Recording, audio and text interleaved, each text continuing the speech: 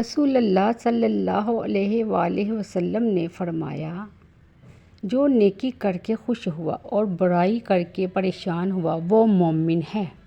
رسول اللہ صلی اللہ علیہ وآلہ وسلم نے فرمایا، جس کو مسلمانوں کے کسی کام کا ذمہ دار بنایا جائے اور وہ ان کی ذمہ داریوں، ان کی ضروریات اور ان کے فکر و فاقہ کا خیال نہ رکھے، اللہ تعالیٰ قیامت کے دن اس کی دوستی، اس کی ضروریات اور اس کے فکر و فاقہ کا کوئی لحاظ نہیں کرے گا۔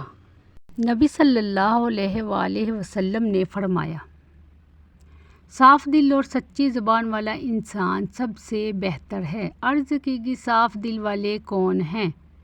فرمایا، وہ متقی پرہیزگار جن کے دل میں ذرا برابر نافرمانی اور حسد و بغض نہ ہو۔ عرض کی گئی اس کے بعد فرمایا، جو دنیا سے نفرت کریں اور آخرت سے محبت۔ نبی کریم صلی اللہ علیہ وآلہ وسلم نے فرمایا، آسانی پیدا کرو، تنگی نہ پیدا کرو، لوگوں کو تسلی اور تشفی دو اور نفرت نہ دلاؤ۔